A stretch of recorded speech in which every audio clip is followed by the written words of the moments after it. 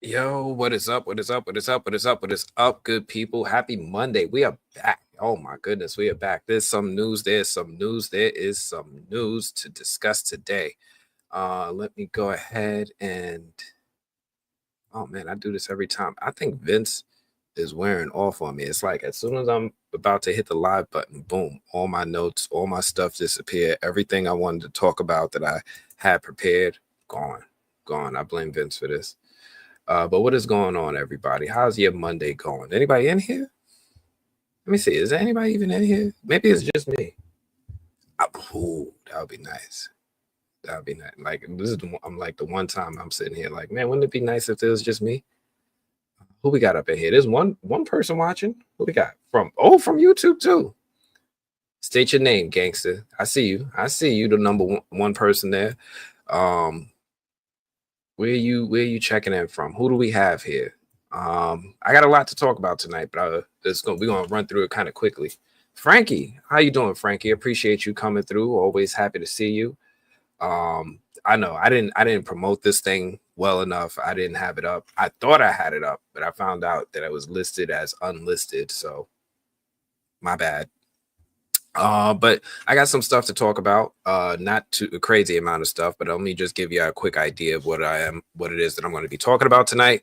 We're going to talk about some of the big stuff from last week. Obviously, there was the announcement of the cast for Avengers Doomsday. That was a big thing. Marvel's out here moving like molasses. We also have the news that John Boyega is back in his honesty bag.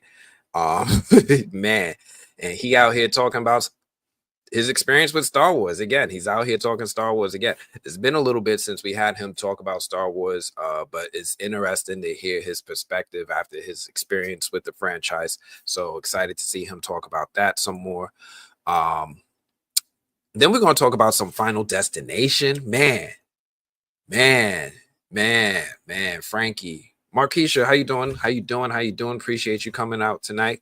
Did y'all see the Final Destination 6 teaser or trailer? Did you see either one of those? Because we gotta talk. We gotta talk. This man, yeah. New fear unlocked in under 10 seconds. This is wild. Anyway, I'm going to talk, like I said, I'm going to talk about Marvel. I'm going to talk about Star Wars. I'm going to talk about Final Destination. I'm going to talk about that movie I saw recently, The Woman in the Yard. I think I see Sinners this week. I might even touch a little bit on Iyanu, which is the new animated series coming on Cartoon Network and Max.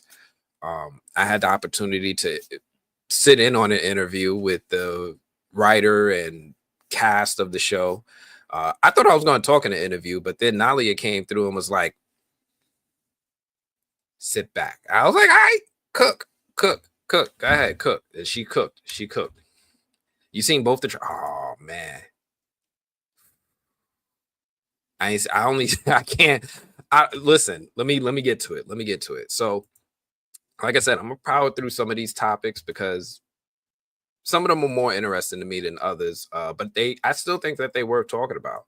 So the first one I wanted to talk about is what we saw with Avengers Doomsday. Now, how many of y'all caught wind of this announcement occurring for Avengers Doomsday, in which they like went through and slowly revealed the cast over the course of a 5-hour stream? Like, oh my gosh, yo, I was so mad. I was sitting there at work like, Marvel's going to announce something? Why is this on Twitter? What is going on?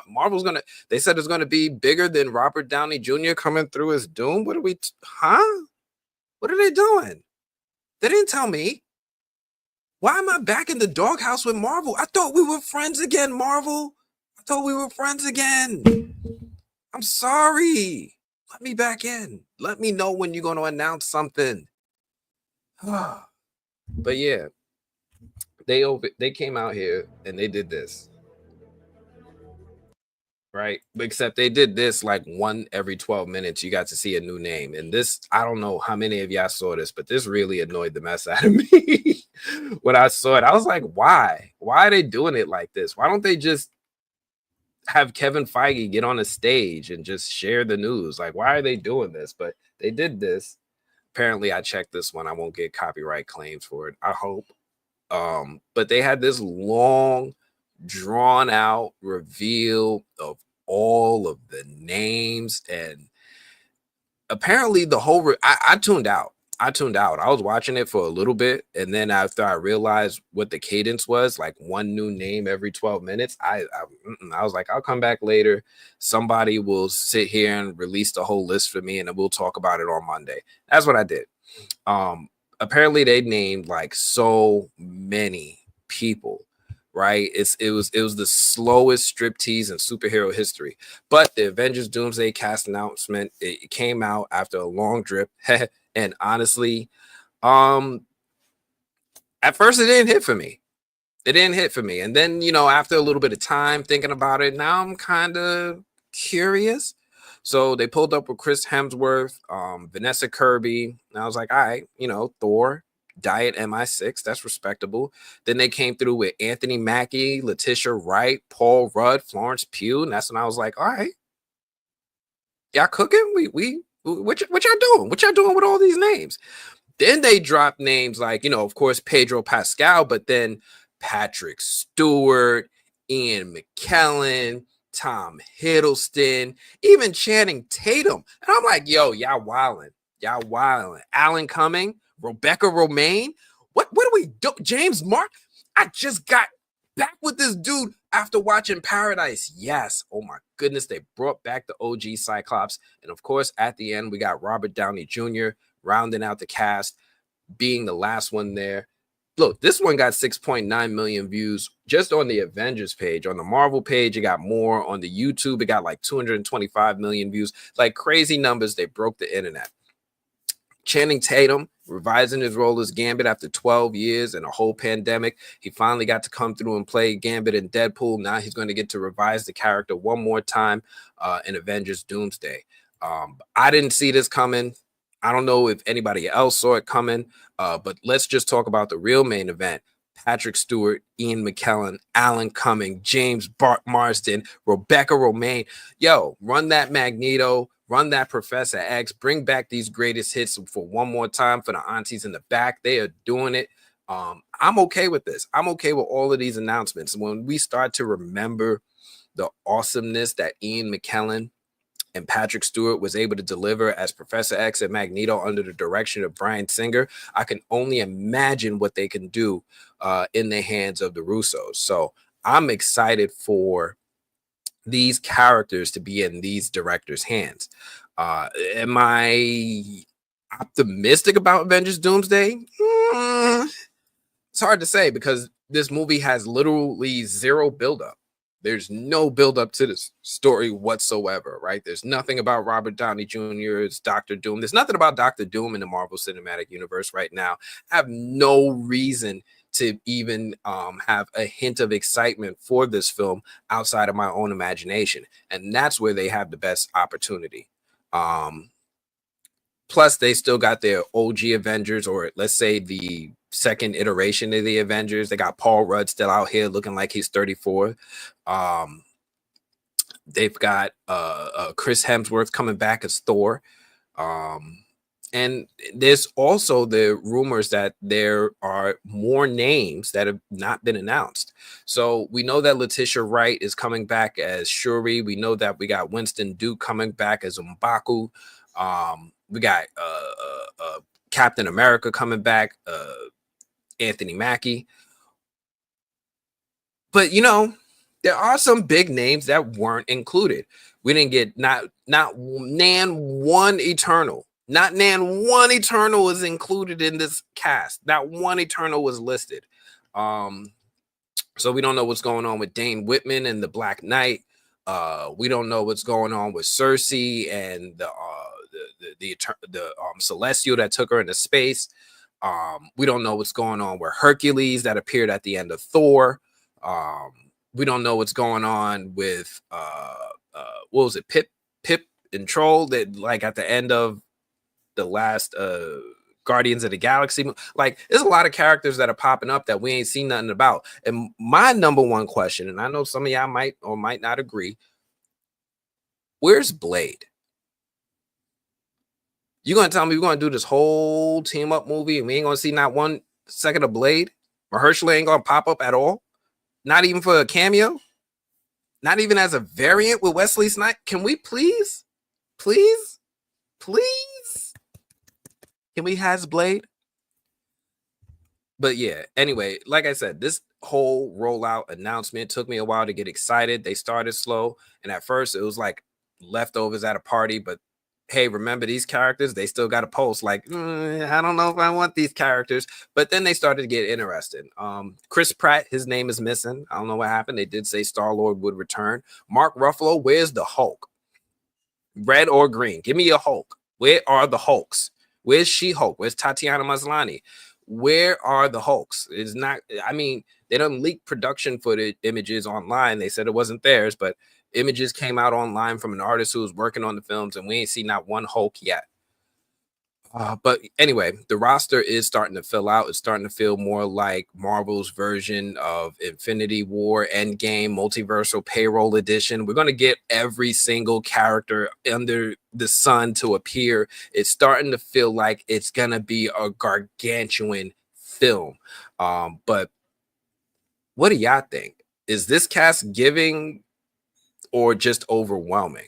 Let me know what y'all think in the comments. If y'all think Marvel finally pulled you back in. I know I've been out for a while. Is this what you needed to see to get yourself back excited to get back into Marvel's good graces? Let me know. Oh, I see some comments. What we got over here? All I know is they're supposed to kill Kang off and we want Blade. Yes. Yes. Kang might already be gone, right? He kind of was gone at the end of Ant-Man and the Wasp. That could just be it. We saw his variants. There's no promises that he's coming back.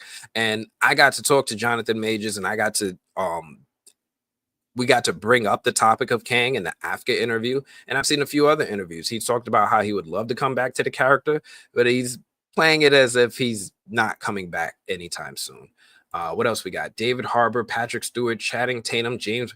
Yeah, and Kelsey Grammer. Kelsey Grammer, we got the whole dang OG X-Men back. Now, this also is starting to make me wonder how much participation these OG X-Men are going to have. I didn't see Halle Berry's Storm. I hope they understand the assignment. But it makes me wonder just how much participation these characters are going to have in this film, in this series. You think that they're just going to come back for like one glorified moment and then get taken out by Doom? Or do you think that they might actually survive throughout this and these are our X-Men going forward? From what I've seen so far with Marvel's casting, they have no problem hiring and casting people 50, 60 and up to play 30-year-olds. That seems to be the status quo these days. But let me know what you all think about what they're doing with Marvel. If you guys are excited, overwhelmed, or more. I see what you said, Frankie. Excited and overwhelmed. A little bit of both. A little bit of both. If you had...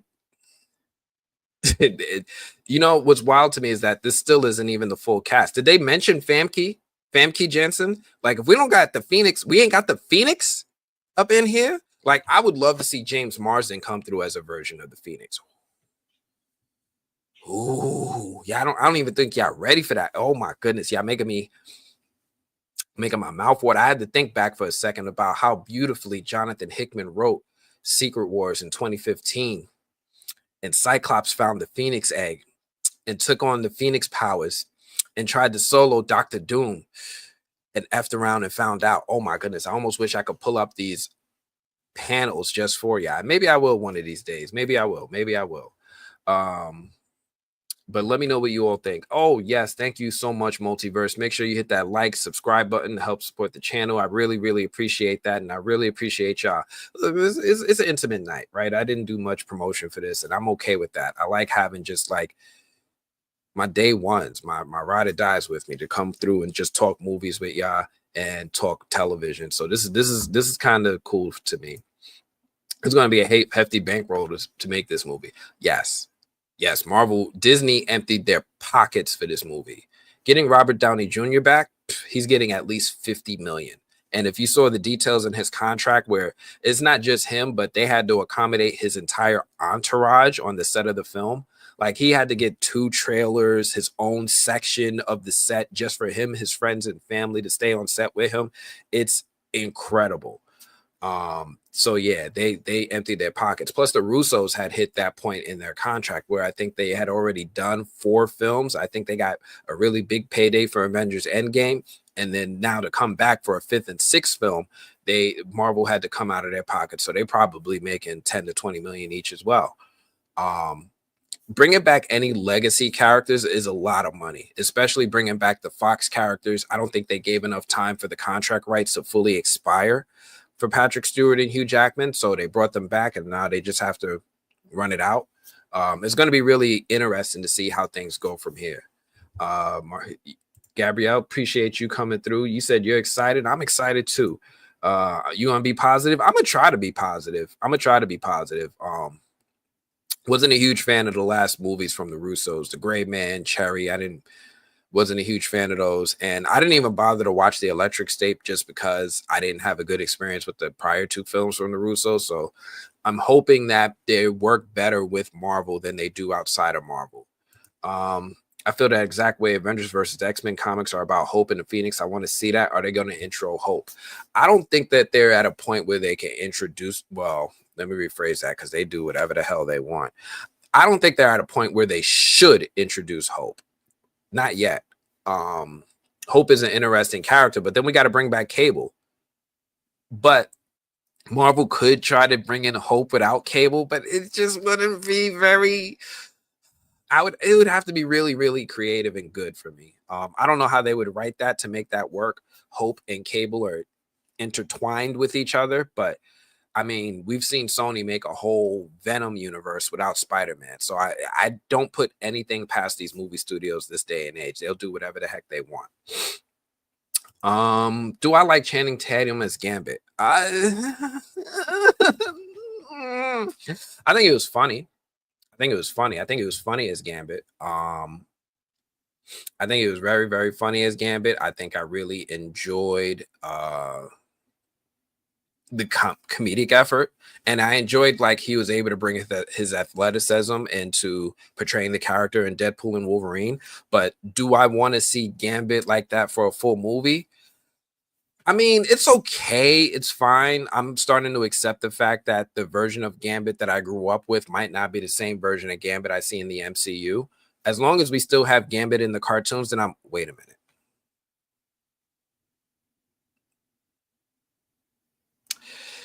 Oh, yeah.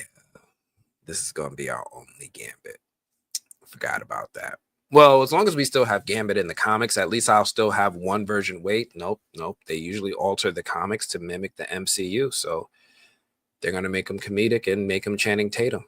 All right. This is where we are now. This is where we are now. He's okay, but he's nothing like the Gambit I grew up with. I better just hold on to my memories and never let them go. Big fan of Secret Wars comics, and T'Challa's presence is going to be sorely missed. So I wonder what they're going to do. They brought in Shuri, Gabrielle. First off, shout out to you for being a huge comic fan. You over here. I'm impressed, girl. I'm impressed. I don't think y'all can see it, but I got some Secret Wars variants on the wall, and of course they autographed. So yeah, I'm heavy into Secret Wars. I'm heavy into Jonathan Hickman. Heavy into that version of Secret Wars. Loved it. T'Challa's presence with him, with his moments in this comic, we're gonna see that passed on to Shuri. That's my prediction. That's my honest prediction. That's what they did with Namor. I don't see them feeling that it's a priority to bring T'Challa back in order to have these moments. It just does not seem to be a priority for Marvel to have this character appear. I'm not happy with it, but it is what it is. Really, really bummed about that.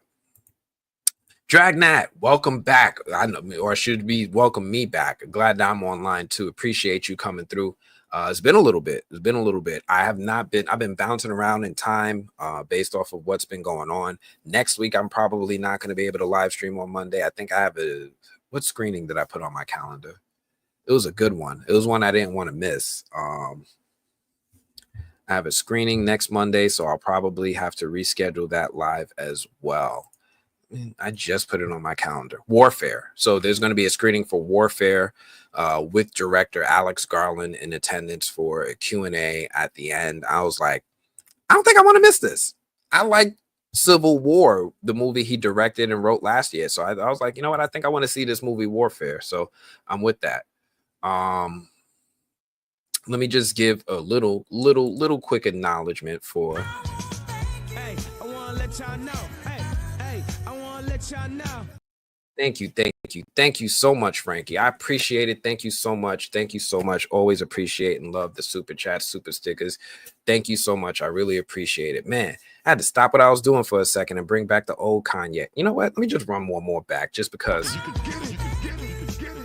Yeah, it feel good, don't it? Miss the old Kanye. I miss the old Kanye. The old Kanye was something special. Putting Blade on pause is so crazy to me when they just brought back a different Blade variant, put Mahershala in Doomsday. Yeah, I understand. You could squeeze him in, introduce him in Doomsday.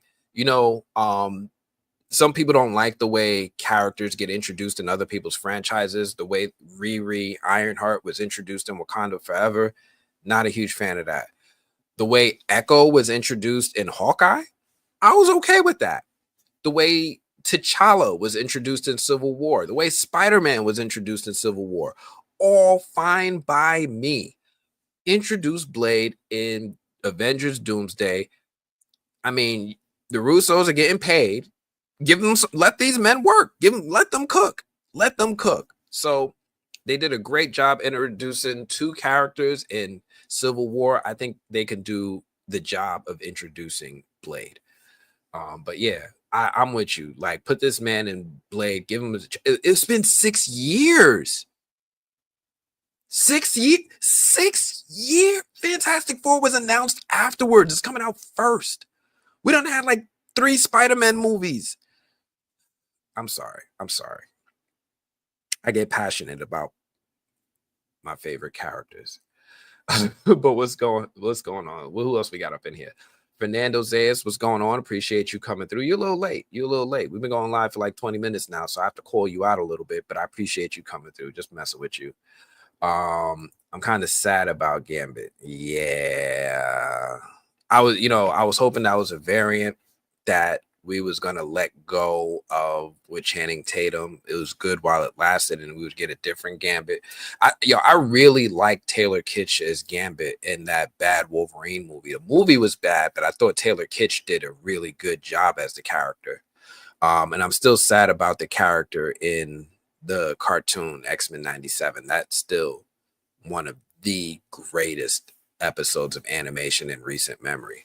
If Marvel keeps doing this, Invincible's got competition. They're not going to be top dog no more. Why do you think Tom Holland was not part of the casting chair? So a couple reasons. Tom Holland is literally filming a movie with Christopher Nolan right now.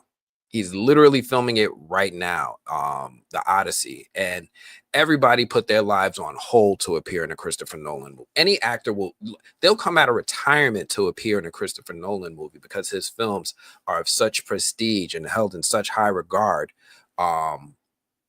They'll cancel everything. And I'm thinking Marvel was gracious enough to work around Tom Holland's schedule to allow him the opportunity to appear in a Christopher Nolan movie. Because at the end of the day, appearing in a Christopher Nolan movie is just going to raise his status, and then he's going to bring all that elevated status into Avengers Doomsday or Avengers Secret Wars or even his next Spider-Man film.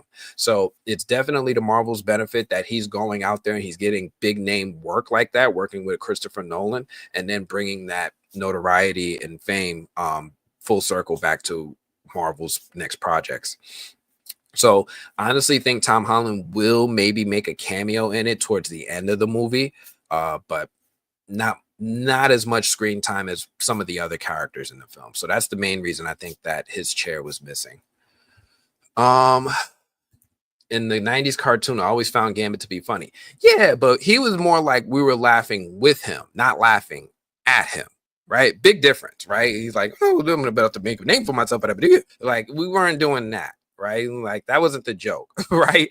The joke was whatever he was making fun of, like, oh, you call yourself a ladies' mom? I will take you a girl. Like he was always on that stuff. Like he was basically Pepe Le Pew. Just take your girl from under your arm. Yo, and then Magneto said, hold my beer. Took his girl. Oh man, if the X-Men animated series connects to the MCU in terms of the X-Men, then what would be the perfect place to introduce Hope? X-Men animated series is doing very good at it as far as if they wanted to introduce Hope now. They already got the storyline with Cable going, and they're moving at a pretty good pace. The only thing they would have to do, I would think, is reintroduce the Phoenix, which is something that they've already started to plant the seeds for. So it's definitely still possible that they can go that direction and make it really well. My only concern with X-Men 97 is that the people who made X-Men 97 season 1 are not the people who's making X-Men 97 season 2. It's a completely different writer, completely different series runner or showrunner. The story, the people who were involved with crafting that story are no longer with Marvel. So it's another team coming in to try to do the job. Kind of like, when Marvel ended the Infinity Saga and then introduced some other people to continue to write, kind of like that, right? Other people's going to pick up the baton and go from there. So we're going to see. We're going to see. Who else we got? Dude, I know you ain't been online. I'm a little upset with you, be honest, but you know why, but I still love you. I've been online. Look at the replays. There are live streams with me in it, not just the new Blurred Order on Saturdays without me. I've done live streams. They exist. I have proof, video evidence. When is your screening for Sinners? The family are going April 17th. Can't wait to check that out. I see Sinners on Wednesday, and then I speak with some of the cast on Thursday. Or do I see it on Thursday? I see it this week. I see it.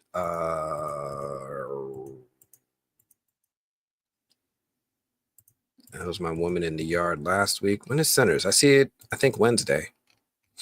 Must be on my other calendar. But yeah, I see it this week. And then I speak with hopefully Kugler and Michael B. Jordan and on Thursday. And then I'm going to have some more stuff for us to talk about next week with those interviews. That song just reminded me of you from live streams. Me too. Do I have any from news to discuss? I'm working on a new theory video. People keep asking me about because I put out a couple theory videos. You guys probably saw the one I did with I went off on a tangent, damn it. You guys probably saw the one I did about how From started, and I started to get questions about why there's different structures from different time periods in town, and I'm putting that together in a video. I already started editing it, but I keep going on side quests and doing some other stuff. So give me like a week or two to finish this video, and I'll get it out for us, and then we're gonna have a little bit more From. MCU right now lost all faith when they brought back RDJ. That purely a cash grab, and I'm not happy with it. Though I don't watch MCU anymore, so it's not an issue. I haven't watched MCU in a while either, and I remember my initial reaction to seeing Robert Downey Jr. announce that's coming back. I was like, "Yeah, what? As who? For what? With who?" Like, why'd they do that?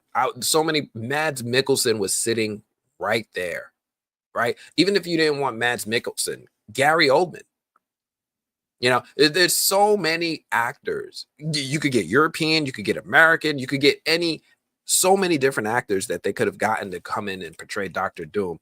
It just feels very saddening that Dr. Doom's as a character isn't a priority for Marvel as much as Robert Downey Jr. is. like Dr. Doom's story, coming in from Latveria, being raised by gypsies, coming in as one of the smartest people in the world, teaching himself magic. All that stuff is makes up for such a iconic character.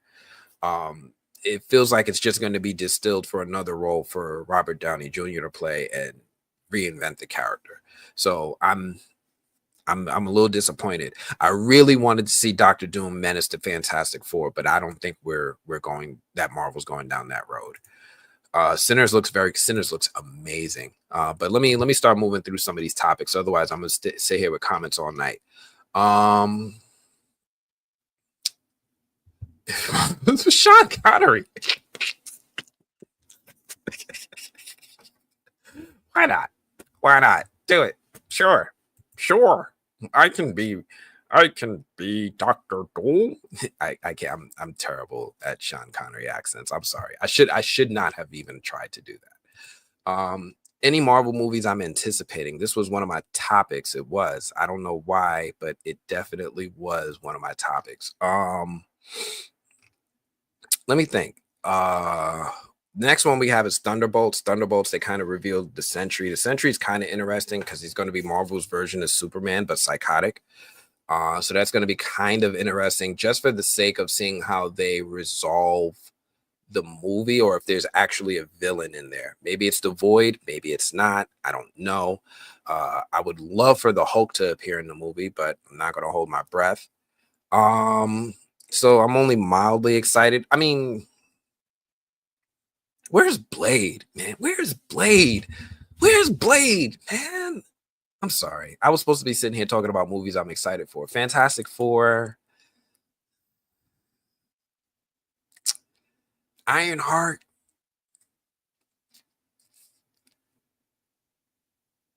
Avengers Doomsday,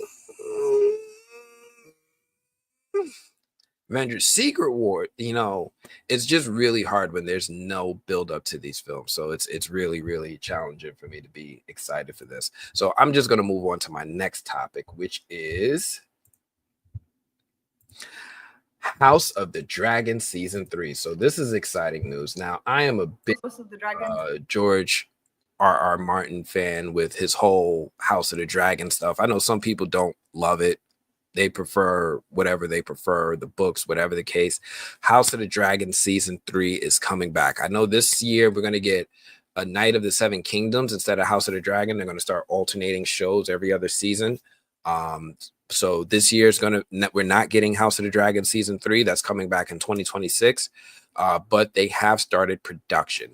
They released this little clip here with Emma Darcy sitting on set in costume, wearing her royal gear, and letting us know what's going on back there. So let me just let y'all in on this. Let me see if I could share it with you all. And where's my play button? House of the Dragon is back in production. Here we are on day 1 of season 3. Action. That was it. That's all I needed to hear. Because I know that this show takes so much time in post-production, especially if there's going to be a lot of dragon action. This show takes a good amount of time for them to get right, because one of the things that I do love about the HBO series is that they usually don't skimp on CGI effects of the dragons. Like when you see the dragons, they're either doing mechanical, they're doing the traditional mechanical, like giant dragon heads or something, or they're doing some intricate CGI that takes a good amount of time. So I'm excited for them to do this. I'm excited to see where the show goes from here. I'm not familiar with the book, so I don't know any of the spoilers. Please don't spoil it for me. But I'm really excited to see what could happen in season 3 now that fucking Damon is out of Harrenhal. Oh my gosh, I'm so happy he's out of Harrenhal. That Harrenhal was probably one of the most unforgivable stuff. But fire up your Valyrian still, refill your wine goblets. House of the Dragon is officially back in production. So we got this confirmation. We see it right here live from Emma Darcy herself. It's not some cryptic raven scroll. It's not some melting ice. Nah, straight up. They let Emma Darcy drop the news on Twitter and social media. That had me screaming like a Targaryen at a family barbecue. I was like, we back. Oh, I'm so happy. Anyway, Rhaenyra, the queen of the unbothered queen of the Seven Kingdoms, is back. Now, I've said this before, and this is based off of what I read in the interviews and what I listened to in the special features online. If season 2 was just an appetizer, then season 3 is going to be a buffet. Season 2, we had dragons flexing, but not really fighting all that much. We had, of course, the schemes, the betrayals, the finale that set up that there's a battle coming. We saw a blue dragon flying over the Lannister army, heading towards King's Landing, getting themselves ready for the inevitable war. Yo, when I say we about to eat, I mean, we about to get some dragon steak, medium rare, fire-breathing sides with a fried high tower for dessert.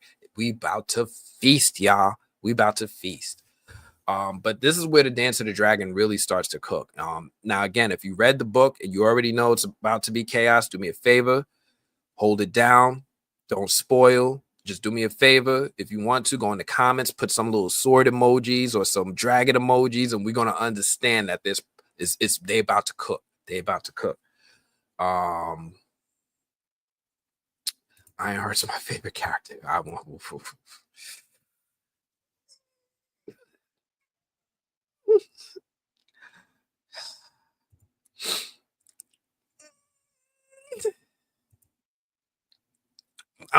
know if I can deal with y'all dropping all these Marvel truth bombs, y'all. We trying to talk Game of Thrones right now. Here we go. Emma Darcy looked like JoJo Siwa in that picture. Sure. I love House of the Dragon. Only good thing about House of the Dragons is the dragons. I'm glad it's not a case of cool story, bro, not enough dragons. Although significant less boobies in House of the Dragon than Game of Thrones. It is. And you know what? This is one of those stories where it's just all about dragons. And as someone who sat here and watched Game of Thrones, this is, to me, is like the dessert I needed after a full course meal. I just need, it's like, you ever just want to watch wrestling, right? Like, you're not really here for the acting, right? I'm just here for the chaos. I just want to see the world burn, like I just wanted some chaos today. And House of the Dragon has been delivering that. So I'm excited for it. If nobody else is, this is one of the things I've been looking forward to, just to get back into that good old dragon goodness. I'm starting to like, I never even think I would root for the Targaryens until I saw this show, but here's where we are. Let me see. What else did I want to talk about? This ain't going to be a super long live, y'all. Oh, they did announce some more stuff for House of the Dragon. So this one has been interesting. They announced that Tommy Flanagan has been cast as Sir Roderick Dustin in House of the Dragon season 3. Now, Tommy Flanagan, he's like one of those actors that is really good playing a specific role. I don't see him cast with a lot of range. Like, you're not going to see him in a romantic comedy like that. I've been watching this dude ever since, here they have him as one of the Sons of Anarchy. He cannot escape this character. It established him forever, but he's also kind of stuck in that role forever. He's always playing like a gangster, bad guy, henchman, mob boss, mob hand, enforcer. He's never playing, the office manager. That's not the type of role he's going to get. But seeing that he's cast in House of the Dragon season 3, this might be something up his alley. One of my favorite things about the Kurt Sutter shows, whether it was The Shield or House of the Dragon, is that meticulous style of storytelling that actually lends itself very well to a House of the Dragon type show. He didn't do very good in his own little medieval show, but with Kurt Sutter's writing being something that Tommy Flanagan is used to. I think he's actually has an opportunity to fit right in. Honestly, don't know who Sir Roderick Dustin is. I'm afraid to Google him because once you just Google something, it immediately comes with spoilers hand in hand. But I'm excited to see where he falls into this story. I suspect he's going to be with the Greens. I don't know. He just seems like somebody who would help the Greens. But we'll see how that goes. But this is some cool casting news. They are beefing up the cast. They're bringing in a really good talent. Hopefully we get to see him flex some range. But as far as like looks and cadence and behavior, I think he's going to fit right into the world of Game of Thrones and House of the Dragon. What else did we got? Speaking of House of the Dragon and Game of Thrones, we've got some news from our very own House of the Dragon and Game of Thrones alumni, Millie Alcock. Now, Millie Alcock, as some of you may know, has recently been cast to portray a very interesting character in film. Now, she made a splash appearing in House of the Dragon season 1. Really memorable scenes, really great performance. Was recast midway through with Emma Darcy because they aged the character up. And, you know, much to the dismay of so many Millie Alcock fans that developed after that.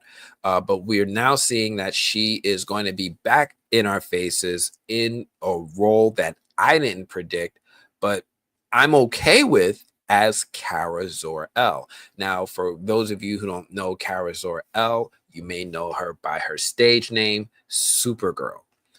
So Millie Alcock is going to be playing Supergirl in the DCU, which is the new universe, new iteration of DC Comics characters in film, as head by James Gunn, who is the creative force behind the entire universe.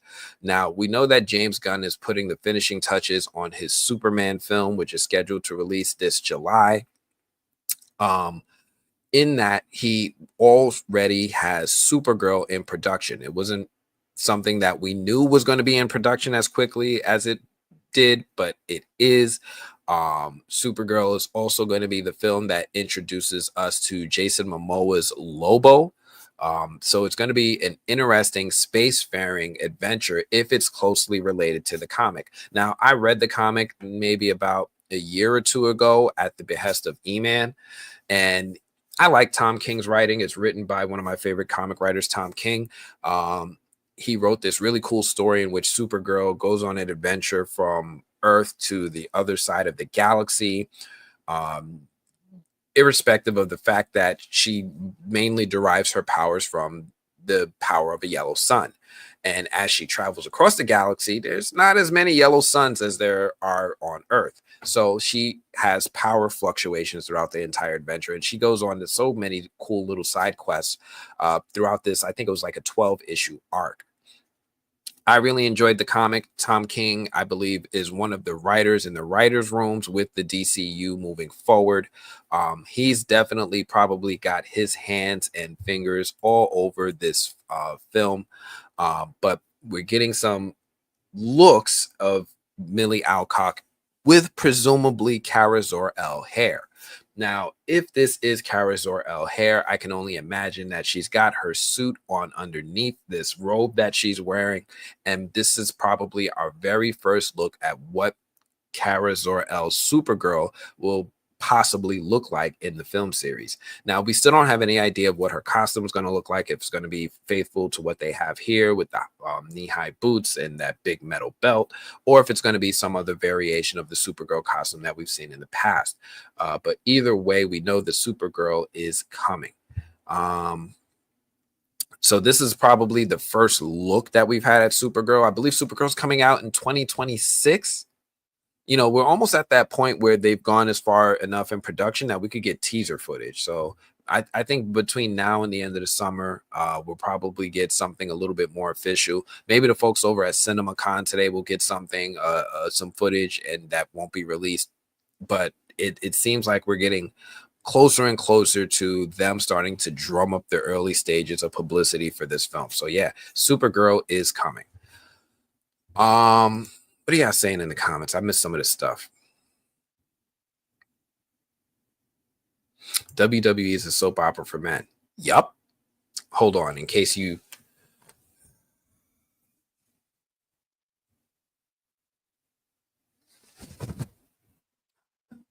I just think we should all just take a moment to acknowledge our tribal chief.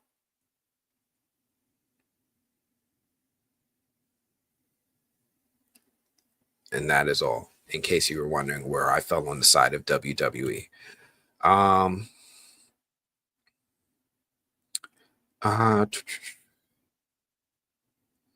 What do we got? What do we got? What do we got? Who else we got up in here? Actors are typecast. I don't see Peter Dinklage playing Andre the Giant in his biography. Nah, Peter Dinklage is not going to be doing that. But I don't see Peter Dinklage doing a lot of stuff right now. He's kind of he's got Toxic Crusader coming out, but that movie was filmed like 2 years ago, so we'll see what happens there. Some actors are awesome medieval actors and shit actors in the city. It's an aura. Imagine Daniel Day-Lewis as Doom. North Korea would be screwed. Listen. The MCU has no business having actors as good as Daniel Day-Lewis. We see what they did with Gore. I was like, man, Christian Bale would make a great Doctor. They don't know how to do nothing with good actors. Look what they did with Gore. Did y'all remember? Did y'all see Thor: Love and Thunder? Any of my comics fans understand the fumble that happened there? Like, Gabrielle, I know you, if you a comic head, you've seen this. You've seen this, what they did with the fumble of Gore the God Butcher and what was supposed to happen with the Necro Sword and how it was supposed to lead into, Venom. Oh my goodness, the fumble was substantial. Anyway, like I said, Millie Alcock,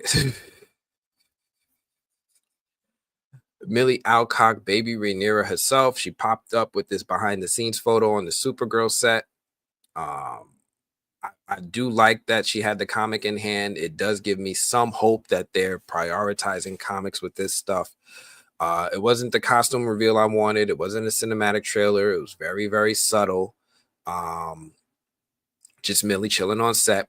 But the caption was doing a lot of heavy lifting, right? The things that went without saying was doing the heavy lifting, right? You don't hold that comic on accident. That's a statement. This is not the CW version, right? It's not that.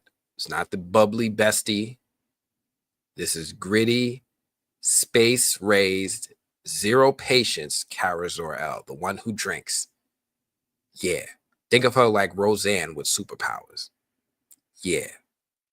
Anyway, if you've read The Woman of Tomorrow, you know it's not an origin story. This is Supergirl. She's been through it. She's on alien worlds. She's angry. She's drinks. She's not Earth's sweetheart. She's Earth. Say one more motherfucking thing and I'll laser your eyebrows off.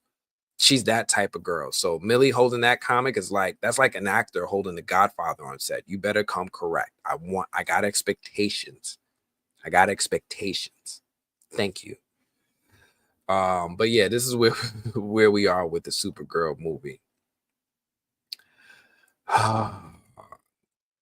Yeah. So you understand. I wasn't even a Thor fan until I read about Gore. And then Gore was like, I think I love Thor. I think I love all of this.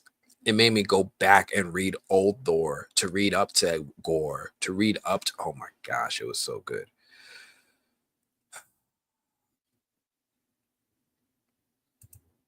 You read this comic, Fernando? Yeah, listen, then you understand as well the expectations.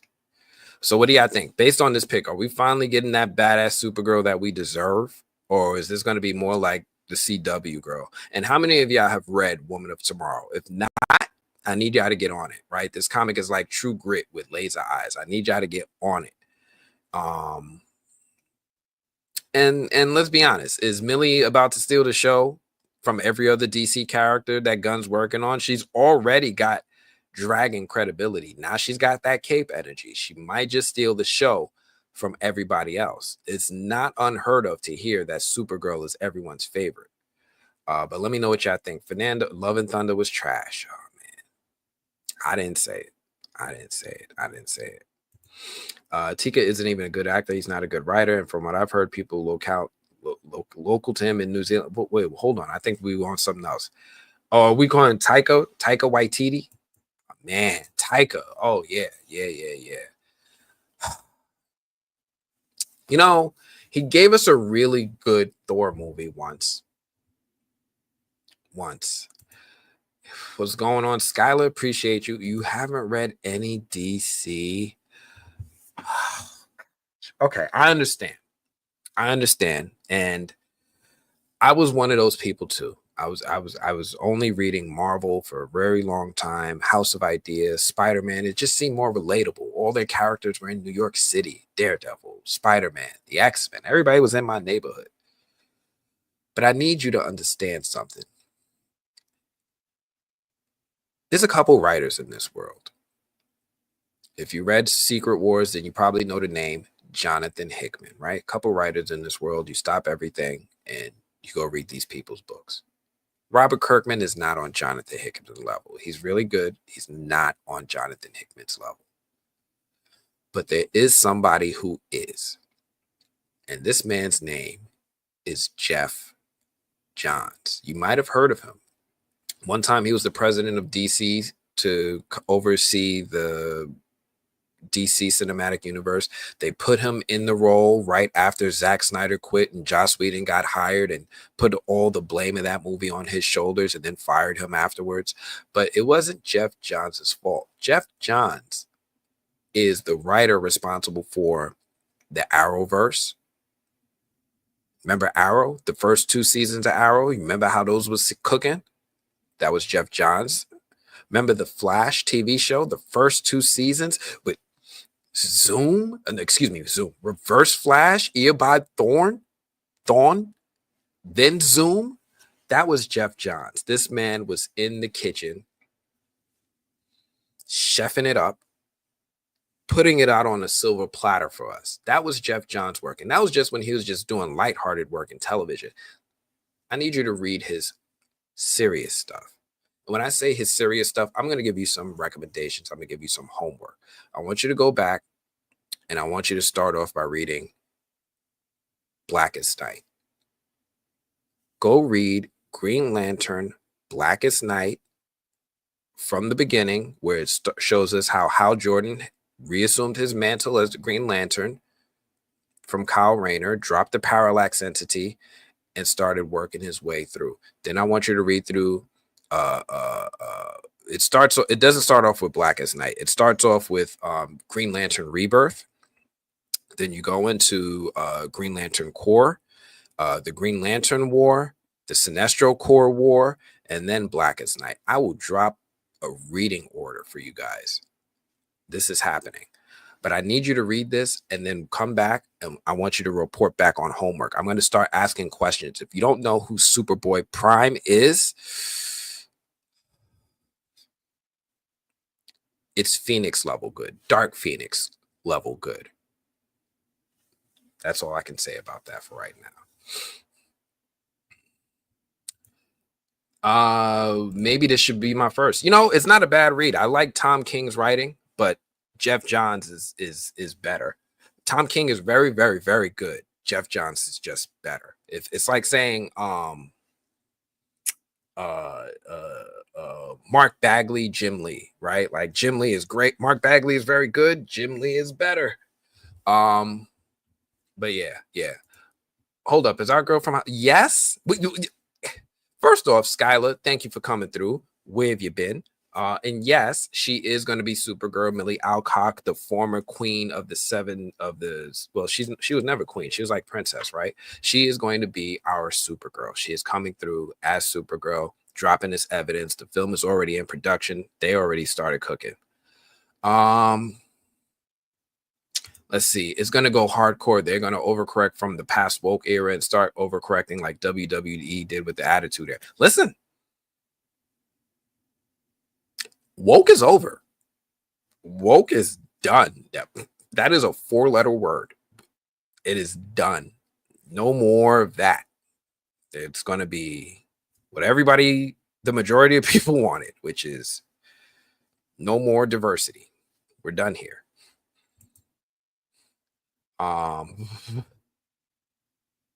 The issue with DC is that DC equals gods among men, while Marvel equals men fighting among gods.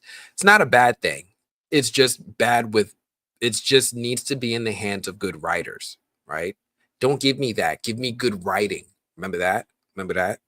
Everybody remember that? You just want good writing? Here it is. Jeff Johns taking these gods and giving them good writing. The issue with DC is that they haven't hired Skylar the writer. They don't do DEI hires.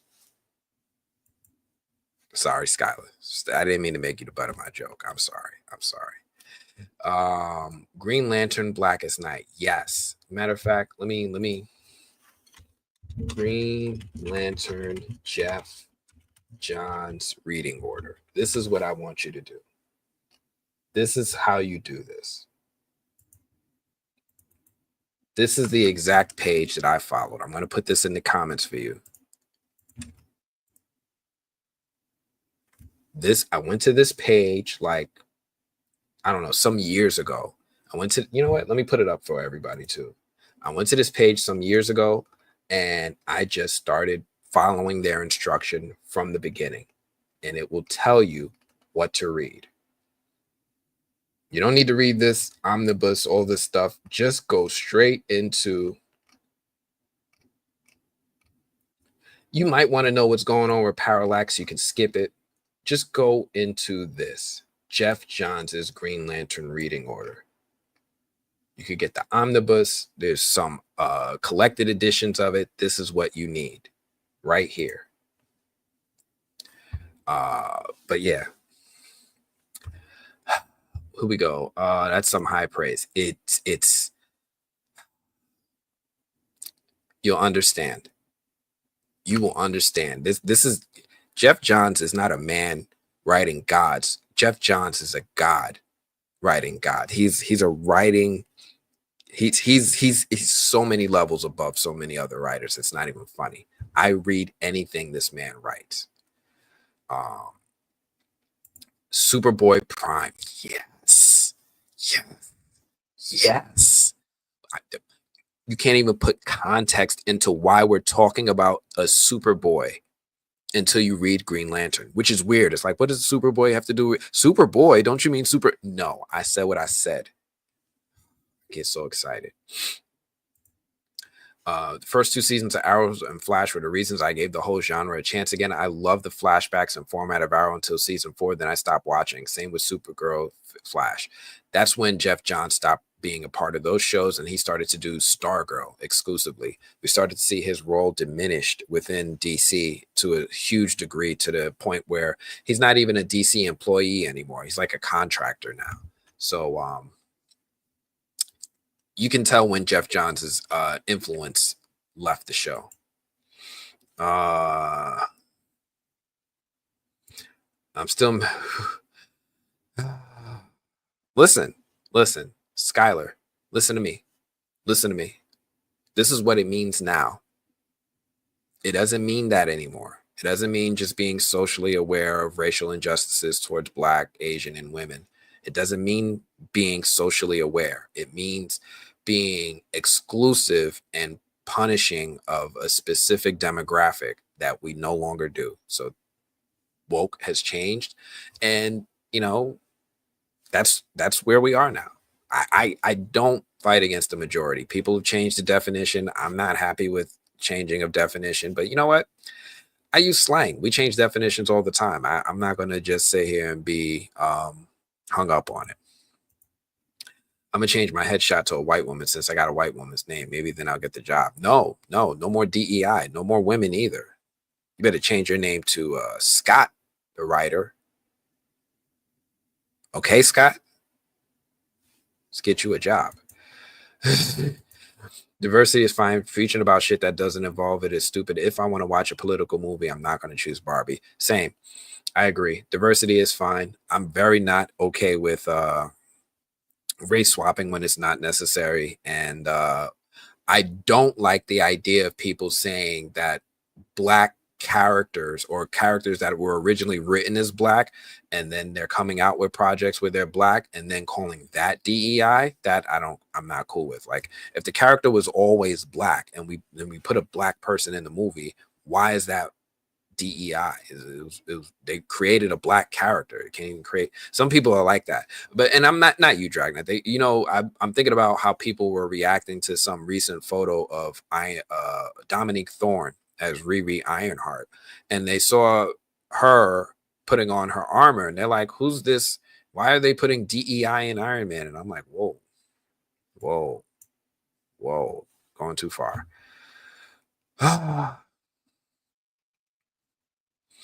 Scott, there you go, Scott. There you go. I'm gonna get you a job. Woke was held hostage and it turned into something else. We're going on a tangent. This is not what we came to talk here about. But I am going to talk about something that teases this kind of topic. We're going to talk about our good old boy John Boyega. He's back. He's back. He's back again. This time he is out here discussing. What is this? Why is this here? He's out here discussing Star Wars one more time. And see, what had happened was somebody put a camera in front of John Boyega. For some of you who saw who remember when Disney first introduced the Star Wars movies, their version of it, they had this poster of John Boyega holding a lightsaber. Right, they had all these posters. Let me show y'all real quick. Right, they had all these posters. John Boyega holding a lightsaber, giving us the impression that his character was going to be one of the major protagonists of the films. Like, maybe he might even be a Jedi. So, long story short, he was not. He was nothing near a Jedi. He held a lightsaber for a moment, got washed by Kylo Ren. And it was kind of like, for a lot of fans, they felt like they were presented with one type of story, and then it developed into something else entirely. And he had a bad experience because then people started to harass him online in public about being a black person in the Star Wars films. And then he decided to revisit the topic with this new series coming out on Apple TV called Number One on the Call Sheet. It's about black people who are like billed high up on in a film or a project that's coming out and what their experiences are. So he talked about, in his opinion, how Star Wars is so white that a black person existing in it is a big deal. Which, I never thought about it that way before. But there's let's just be honest. There's a lot of people who are okay with their movies being completely white, right? Not a single non-white person in sight. Some people are very okay with that.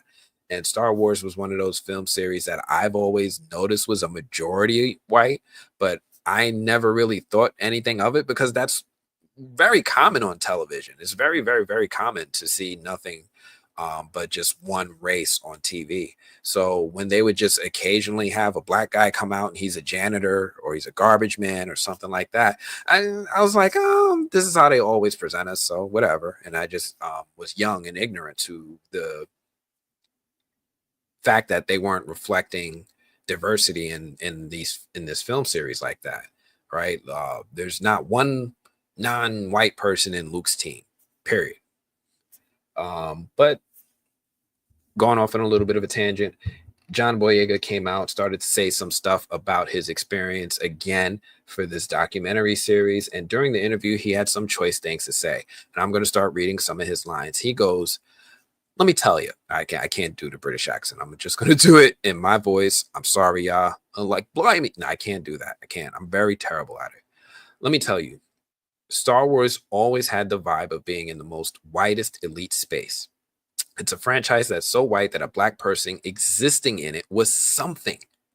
It was a big deal if you saw one black person." That's what he's saying. If you saw a black person, it was like, whoa, Billy D. Williams. It was like, whoa, Samuel L. Jackson. Wow. It was like a big deal.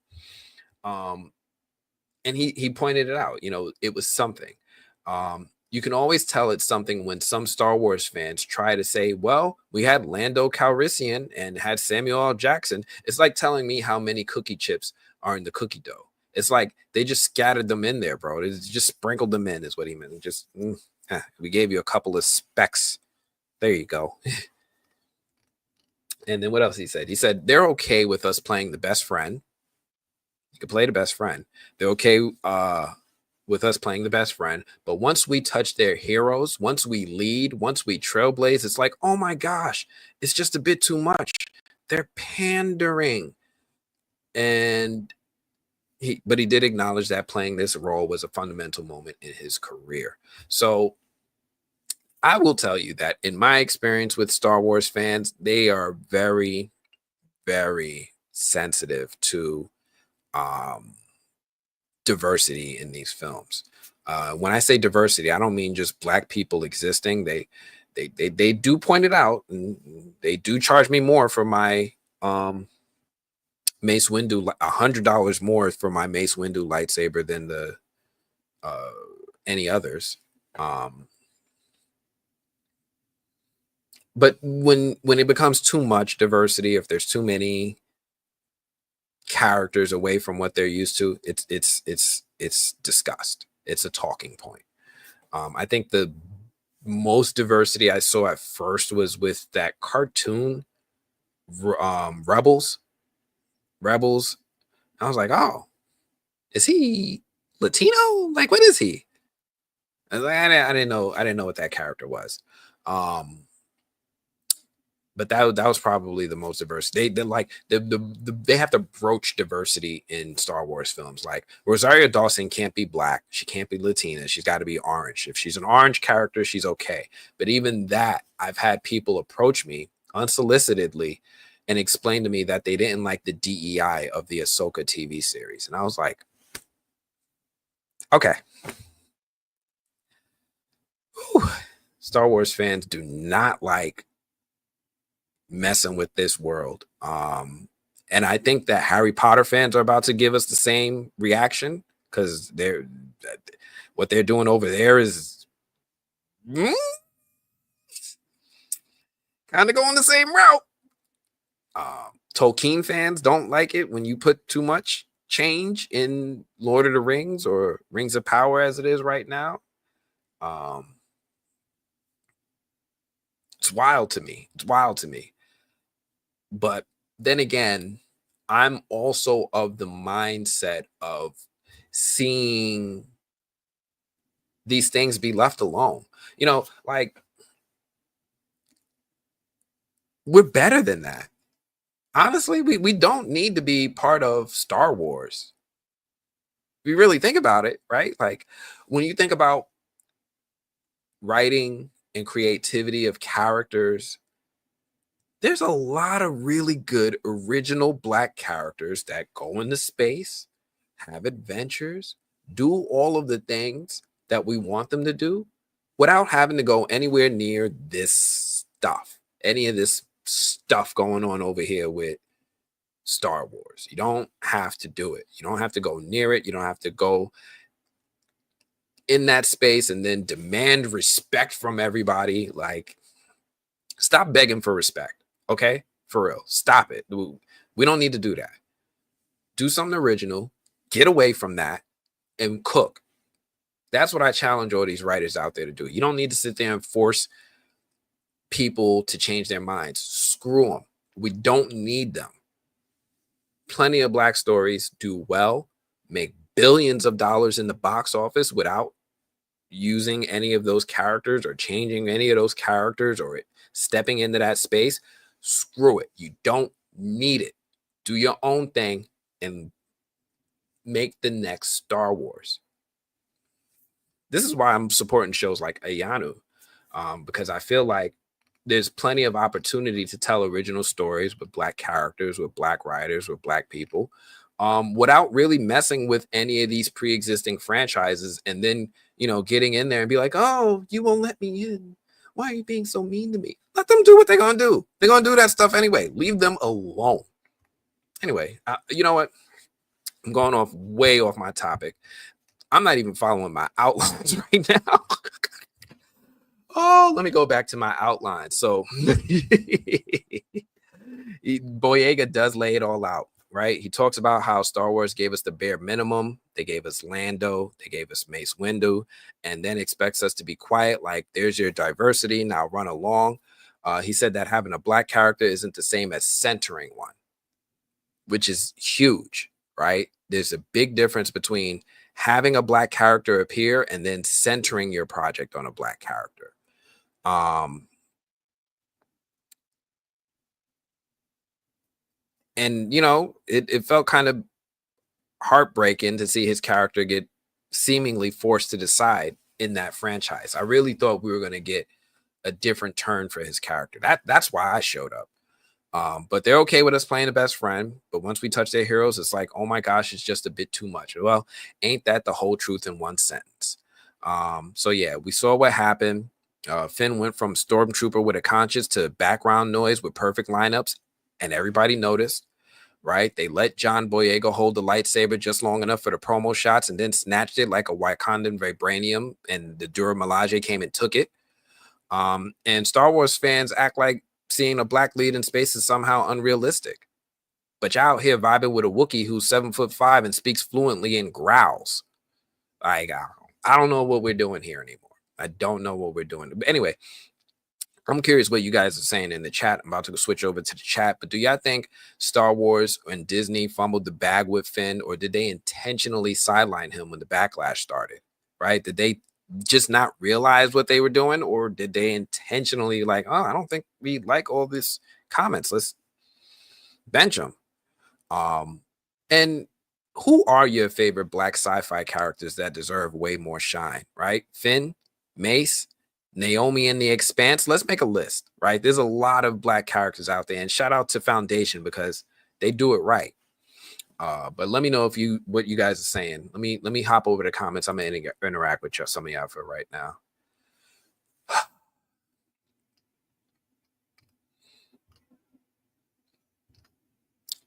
Let's see. Okay, let's go. What do you say? I'm gonna change my headshot.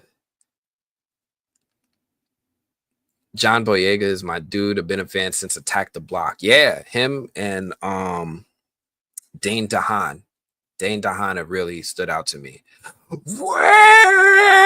You got to say it with as big of a mouth because John Boyega's got a huge mouth. Pause. But he's like, I can't get my mouth open wide. You know what I mean. He's always screaming Ray.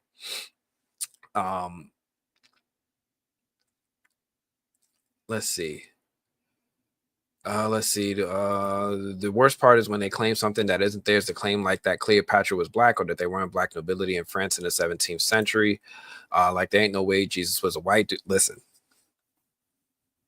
if America says Jesus was white, that's what we're going to be teaching our children in schools. That's all it is now. In fact, all these African American museums, the ones that are making people uncomfortable, stop making people feel guilty for what they had to do to make America great. These are the things that had to happen. America needed to get here, and some people had to. Let me stop before I get in trouble. Some of y'all is going to like clip this and be like, "Look what Anthony said." Nah, I'm joking. I'm joking.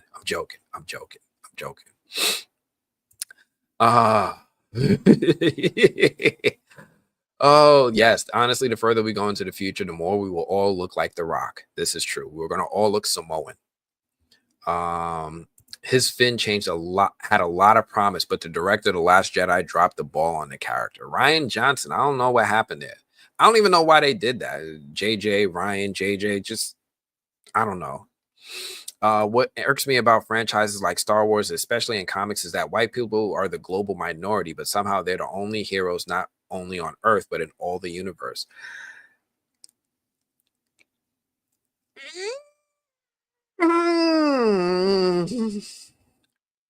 Here's the thing.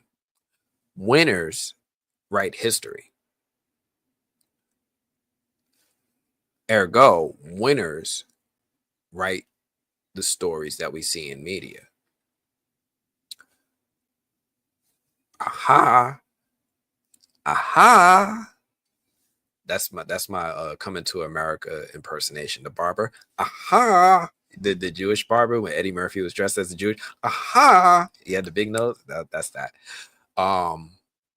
But yeah, this is what happens. The narrative is written based off of people who are producing the stuff. And honestly, when you produce stuff, you're probably going to produce stuff that is targeted toward your liking. So that's what happens.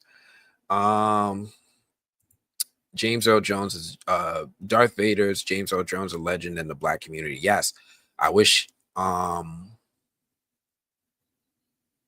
He's definitely not a face associated with Star Wars. His voice is associated with Star Wars, but I promise you 99% of the time when people pull up a picture of James Earl Jones, you're not thinking Star Wars. You're thinking one of his many other projects that span his illustrious career, but Star Wars is probably not on that list.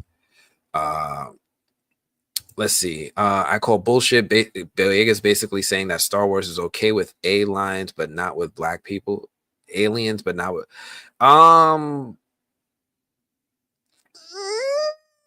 It feels that way. Maybe it don't feel that way to everybody, but I'm gonna tell you, as a black person, it do often feel like Star Wars fans are okay with aliens more than black people. I remember when I was talking to somebody about the Ahsoka series and they was talking about the DEI. The first thing I thought of was like, oh, he's talking about Rosario, the black woman. And no, he was actually talking about the Asian person, her apprentice or whatever. And they were like, I didn't want this Asian woman or this Mexican guy here. Why did they pick an Asian person? Why'd they pick a Mexican guy? Why couldn't they just do good writing? And that phrase triggers me because casting has nothing to do with writing. I wish my fingers would respond in the right order, my accuracy. That's how it is when I talk, when I get super excited. You're going to see me, fumble over my words, but it happens. I understand most of what you're saying, Dragnat, and I appreciate you, man. I appreciate you. Thank you for coming through. One of my favorite things about this is that I would love to talk to everybody's perspective and views and experiences. I know my perspective and views are my own. They come from being raised in New York, which is very unique in its way that it shapes your view of the world, because it's hard for us to get outside of our New York bubble. But when I get to talk to everybody and travel the world and see different perspectives, I get a better respect and appreciation for people's views that don't align with mine. I'm very much growing to understand why people have the views that don't align with the views that I developed. And I respect them 100% more now that I understand. Sometimes the diverse characters aren't written either, so that doesn't help matters. People write what they want to see, and that's okay. That's why I was saying before, I'm getting into this lane, a way of thinking where I'm just supporting stuff that is written with diversity in mind, as opposed to trying to add diversity to something that doesn't have any. And there's a lot of properties out there that don't have diversity, and people adding diversity to it is just not getting the love that they wanted. Lord of the Rings, they don't want diversity in Lord of the Rings. It's not fitting. It's not sitting well with a lot of people. Star Wars, they don't really want characters, or they haven't reacted well to characters that are central characters that are non-white, with the exception of Andor. Latino is okay, right? Diego Luna, cool, right? Because he's fine in those eyes. You can have Latinos in Star Wars. That's okay. Just don't go further than that. Poor Kelly Marie Tran, she got harassed nonstop just for existing in Star Wars. She wasn't even a main character. She was just there, but she's got attacked online nonstop for years after that experience. And I always, I never understood why people attack Kelly Marie Tran. I was like, what? Her? Like, I understand what he was mad about John Boyega, because he was like, he almost looked like he was going to be the main character, but I just never understood her. the hate for her. It's not even the change they hate, it's the shade of that change. Look, don't do it. Leave it alone. It's not a battle worth fighting, in my opinion. You're right. This isn't the hill we need to die on. Just make original characters. That's why I'm like with Riri Williams or War Machine or characters like that being given their own projects in Marvel. Those are Black original characters. Rhodey was always Black. Rhodey was always Black. He once looked like Terrence Howard, but now he looks like Don Cheadle. Riri was always Black. Just give them characters some stuff. Give them a chance to shine. As a child, the first time I saw diversity in animated series was the 90s X-Men cartoon. Same here. And I always gravitated toward the X-Men more than any other superhero team because I understood that they were representations of characters that were marginalized, right? They represented minorities, whether you were Jewish, you were Black, you were Latino, you were Asian. If you was basically a minority operating in the world, the X-Men represented you in one way or the other. And they had all of these wonderful stories that captured all of these different perspectives with Kitty Pryde's Jewishness, Cyclops's being an orphan and being marginalized in that way, to Storm being African and being Black but still being revered as a goddess. The X-Men always stood for diversity and characters not accepting them. Some of my favorites moments in X-Men comics are when Cyclops, Scott Summers, goes off on Captain America and on Reed Richards for the fact that every single time that Sentinels would attack the X-Men, the Avengers and the Fantastic Four never showed up to help. Every time they got attacked, the Avengers and the Fantastic Four were mysteriously busy or had to go do something else. And just, they would just let their kids die. But every time the Avengers need help, they'd be like, yo, call the X-Men, Wolverine. He's a good one. He's always down for the cause. It was just wildish. But yeah, I love the X-Men for that. Andor has so many themes of revolution, but no Black people. I mean, listen, Star Wars is not the space. Okay, this is not the place. To me personally, this is not the place where we should be dying on this hill. This is not the battle. This is not it. Let Star Wars go. That's how I feel, honestly. Let Star Wars go. Support stories that don't have this issue. Support universes that don't have this issue. Some people don't want it. They don't want brown and Black. Leave it alone. Leave it alone. Facts. That's why I've always loved X-Men. Oh, X-Men. Woo, woo. I know what you meant. I want new stories. At least give us new adaptations. We don't need a Harry Potter TV show. Give me Dorothy Must Die adaptation or a Blood at the Root. At least those have never been done. There's a couple of adaptations that are new that get done. They get dropped on Netflix. They get dropped on Disney. They get dropped on all these other platforms. Sometimes they don't get the support or the attention that we would like because they're not from these pre-existing properties. You guys might have remembered that I did an interview with the creator of this project coming out called The Distinguished. And The Distinguished is like this project where it's like a magical world a la Harry Potter-ish, but with just all Black people. And it's not like magical Negroes. Nothing like magical Negroes. But it is a really good project. It's coming out soon. It's called The Distinguished, and that's what I've been really supporting. The original Star Trek deserves a lot of love for being diverse before it was a thing. Absolutely. Star Trek, and well, hold on. You mean Star Trek The Next Generation? The original Star Trek had some diversity, Mr. Sulu and what's her name? But I would say The Next Generation took it up to a really next level. Lord of the Rings is not a standard book. Tolkien wrote it as a history of Britain because he felt that England didn't have a strong enough history in comparison to other countries. Elvish is based on the Icelandic language. Snape is a scrawny white dude who are now changing. Yeah, these are stories that don't need to be touched, right? These are stories that are revered for the way they are by their audiences. They're very, very, very, very, very non-diverse.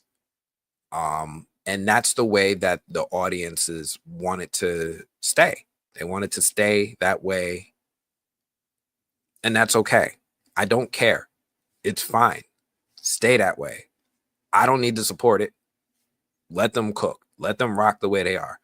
I'm just not going to be a fan. Personally, I like stuff that involves more than one race, personally, but I understand that there needs to be space for people to have projects that are of only one way. I don't go to South Africans or go to Africa and see these movies with all black people and be like, you should make this character something else. I don't do that. I don't go into Bollywood and be like, you need more non-Indians. I don't do that. So I'm totally okay with projects like Star Wars and Lord of the Rings staying the way they are. They just don't. I just probably won't watch them. That's all. Like they some people will. It probably just won't be me.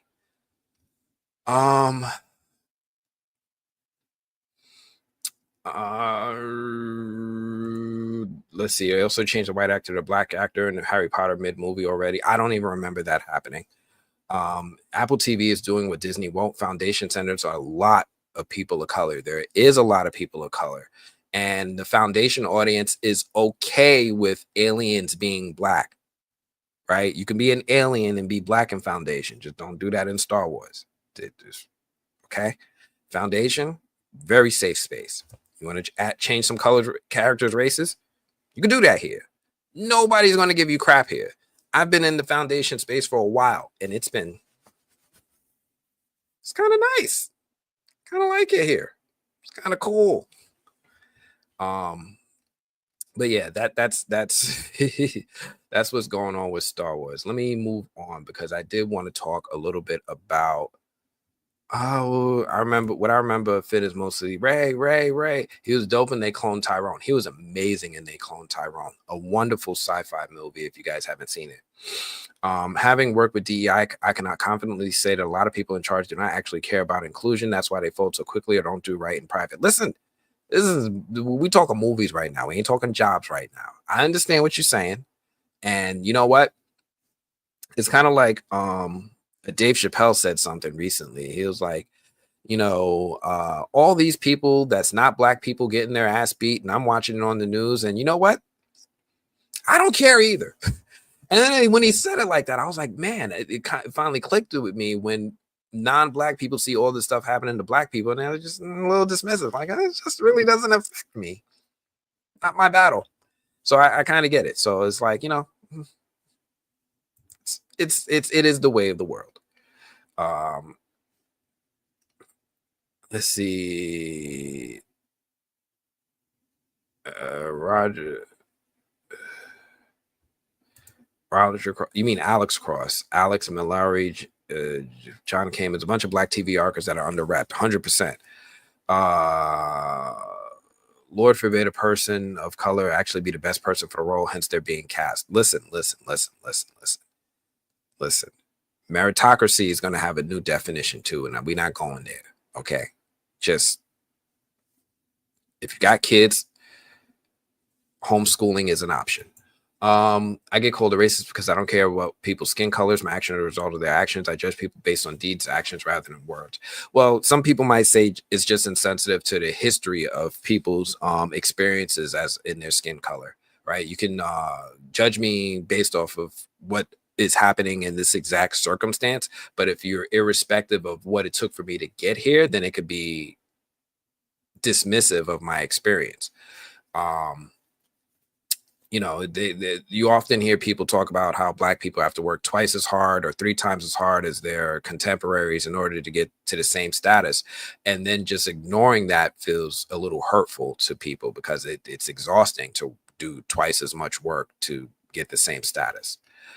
So that is not necessarily, in my opinion, with my experience with people anyway, not just, we're not saying it's racist that you're judging people equally now. It's just that don't dismiss everything it took for me to get here and act like it was always a fair race, right? Don't act like we started on the same level and I got here the same way. It took a lot more and it hurt a lot to get here. It caused pain, it caused agony, it caused loved ones, it caused sacrifice more than the average person to get here. Um, I used to tell people about, and I'll say this very, very briefly, going to school. I used to have to sit here and walk through some very difficult things to go to a subpar school and then force my way through to get to a point to where I could be where I'm at now. I remember I was always a top student, always an honor roll student. My averages were 97s, 98s all across elementary and junior high school. And then I was applying to go to a high school's, a private school, Horseman Academy in the Bronx. And I was accepted. They had space for me and they wanted me to do this interview. I met with the dean of the school and he had a student come in while I was doing my interview with the dean. And the dean left the room and he left me and the student alone. The student was like, "Are you going to wear those?" I was like, "What?" He's like, "Are you going to wear those baggy jeans to school? Is that like how you normally dress?" I was like, I was going to dress comfortably. Is there a dress code I should be aware of? Should I be wearing a jacket? Should I be wearing a blazer? Like, no, but I was just wondering if you're going to be wearing that all the time. And then he left. And then I didn't get accepted into the school. Not for my grades, not for my academics, not because there wasn't enough space, not because we couldn't afford the tuition, because my parents had put aside money for years for me to go to this school, but just because of the way that I wanted to dress to go to the school, I was not admitted. I never told anyone that story publicly, but that's what happened to me. It's a horrible feeling. Horrible, horrible feeling. Anyway, let me keep going. I'm skipping so much stuff. I want Keke Palmer to play Rogue in MCU, and I will fight any racist who want to gripe about it. She'd be perfect in that role. No, I don't agree with that at all, personally. I don't agree that we should be sitting here taking roles that are originally written for non-Black characters and then casting people of color to do it just out of like a almost spitefulness. Yeah, she's a fantastic actress. She would do the role really well. But I don't think that this is a battle she doesn't deserve. She doesn't deserve all the vitriol that will come from it. She doesn't deserve all the hate that will come for it, all the death threats, all the letters. We already know that Disney doesn't. There's room for improvement with Disney with their protection of casting Black characters into historically white roles. I don't think Keke deserves to go through that. It's already hard enough on a lot of Black actors and actresses. It did a number on John Boyega, Halle Bailey, all these different people. I don't think she deserves that. And I don't think this is the right role for her. Put her in Ianu. Matter of fact, let me. I wish I could, but I'm going to get copyright strikes if I put Ianu up. So I'm not going to do it. But anyway, let me move on to my next subject because this is, whoo, somebody's dropping jewels.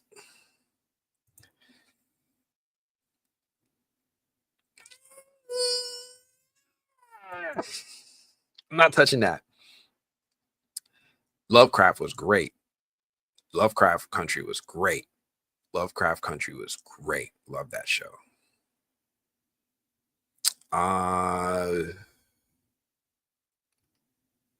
Keke as Rogue going to be out of spitefulness. She embodies Rogue sexiness and sass. Plus, she looks perfect doing Rogue cosplay for Halloween. Plus, she wants to roll. I understand. No. No. She deserves better.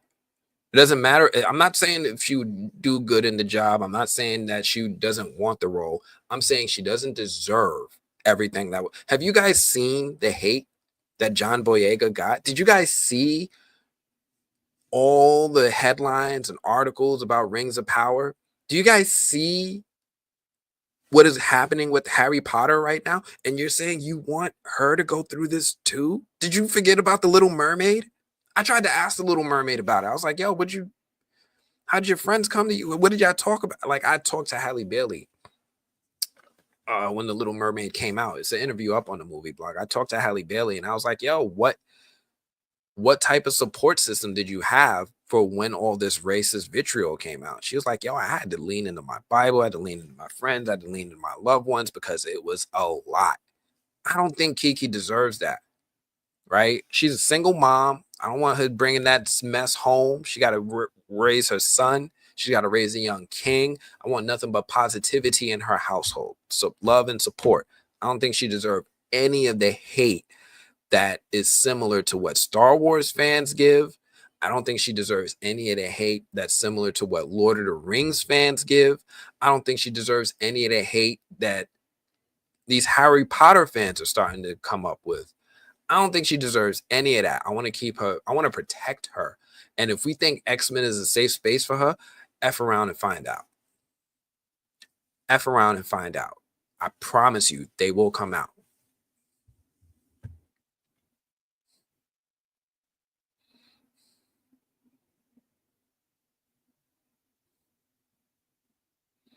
Storm can't be the only person of color to the MCU X-Men. They're not going to make a live action Tiana, so Black Arrow is all we get. Listen, Bishop. There's a lot of Black X-Men. What's his Darwin? There's others. There are others. Are they going to bring them out? Maybe. I don't know. Maybe. Maybe Darwin will make a surprise appearance in Doomsday and just be like, I survived. Maybe.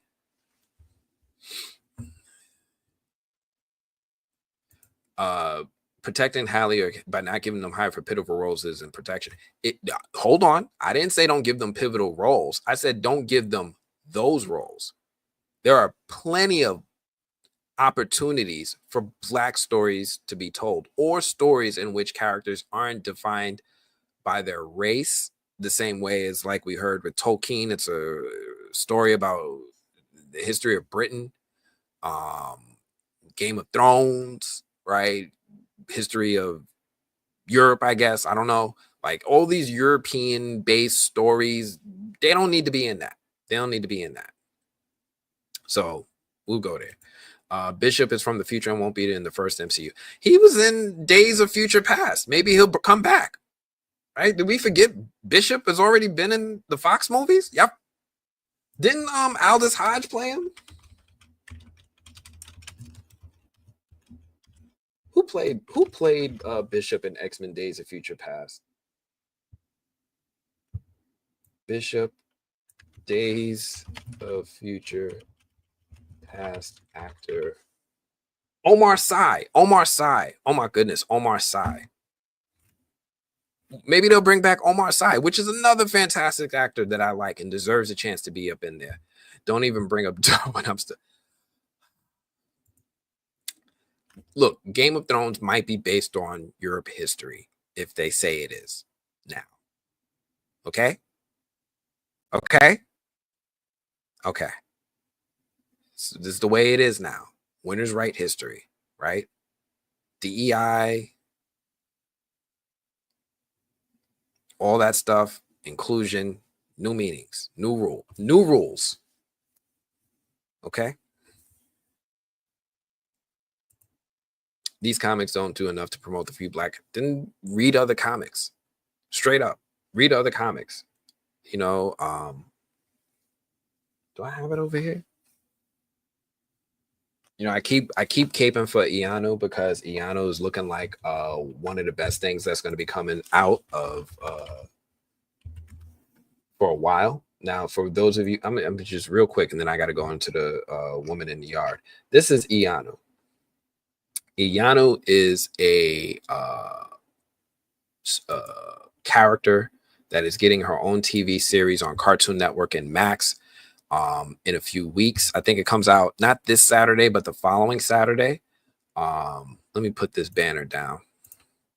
Her character is very cool. I was able to watch the first 2 episodes of the series already. I was even able to speak with a lot of the voice cast, which I'm going to premiere eventually. I just got to put the video details together. But this character is going to be the next thing that I think children are going to grow up appreciating. If I had to give you any reference for what this character is like, I would say it's going to be a mix of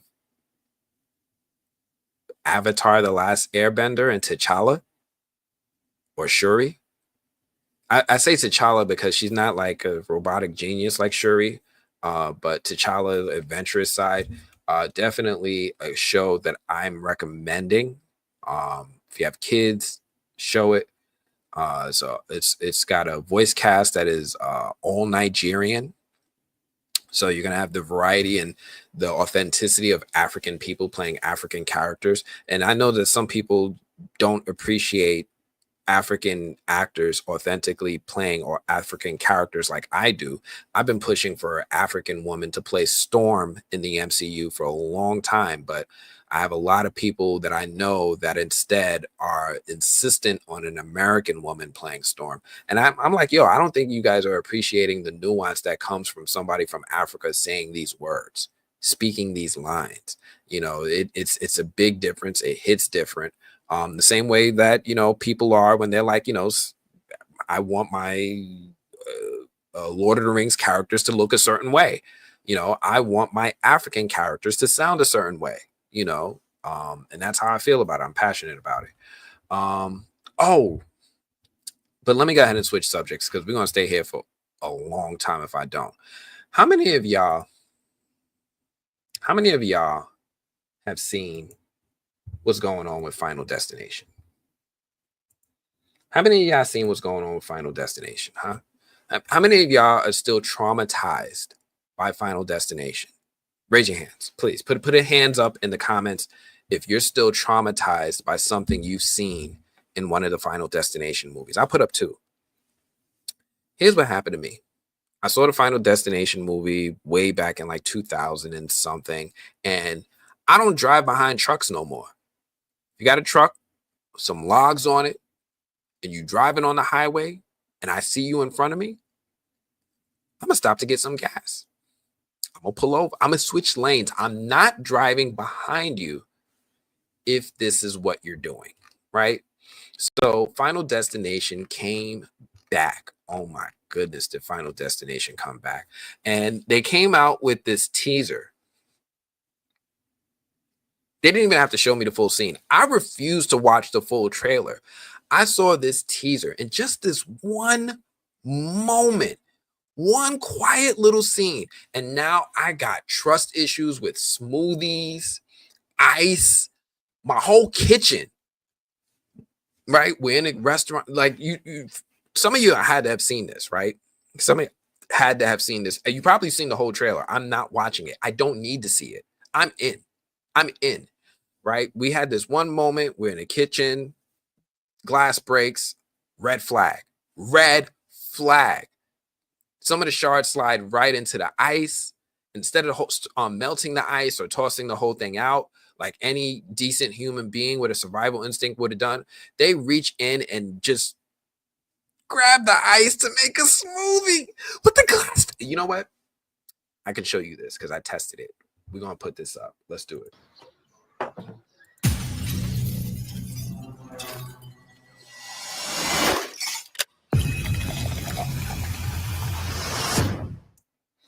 That's it. That's it. They didn't need to do no jump scares. They didn't need to do any explosions. Just quiet, slow building chaos. The kind that makes you question everything that you have in your house. I don't think I'm ever going to order a drink with ice again in my life outside my home. Right? This is why I don't trust escalators. This is why I don't trust log trucks. I don't trust nail guns or basically anything sharper than a spoon. This franchise raised a whole generation of anxious adults. We all have trauma from the Final Destination series. Everybody that was a millennial that saw these movies, we saw this American Pie, this American Pie, this American Pie. We're confused. But yeah, this movie is like this franchise is back. Let me run that back in case some of y'all joined in late and didn't fully comprehend what we just watched.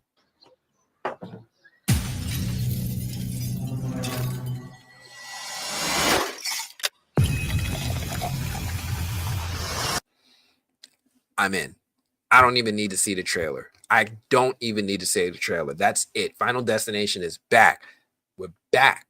We're back. Yo, I'm curious for all of you. What was the Final Destination scene that traumatized you the most, right? Like I said, mine is still that log truck from Final Destination 2. Every time I see one on the highway, I change lanes like I owe them money. What was your traumatizing scene. Or let me know in the comments if you've never seen a Final Destination movie. Let's see what you guys are saying, and then I'm gonna wrap up soon.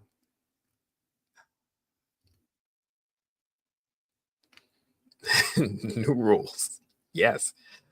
I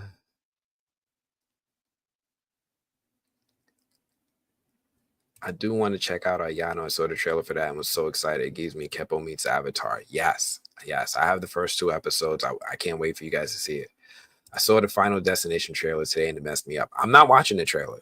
I'm not doing that to myself. I have a life to live between now and the time this movie comes out. When this movie comes out, I'm probably going to take probably going to put on a rubber suit.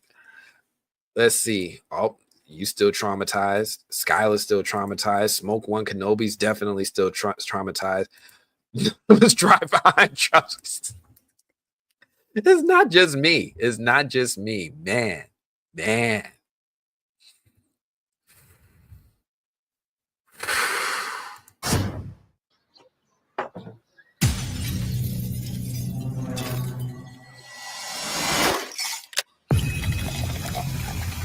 Done. Nothing else. I don't need to see no trailer. Whoever's the marketing person for this, give them a raise. In 10 seconds, they've given me more anxiety for a movie than I've seen in a horror movie over the past 3 years. Give this man a raise. Unfortunately, Final Destination shit happens for real. Yesterday, somebody flipped in storms. Dude got crushed. Yeah. I'm checking every drink I have, just like how I checked the backseat of my car after that one scene from the Saw movies. Yup. Listen, what ice? I want mines with no ice. 0. Just give me more drink anyway. Not trauma, less as we all more careful. Sure. That's one way to put it. Sure. Oh, I like that. That sounds better. So this way I tell my wife, oh, no, I'm not scared, girl. I just learned my lesson. That's what I'm going to do. I'm going to try that. I dry up water in my tiled floored bathroom straight away. Shower scene. Whoo, the shower scene. Some people, nobody brings up the dentist scene. Remember the dentist? Oh, the dentist scene.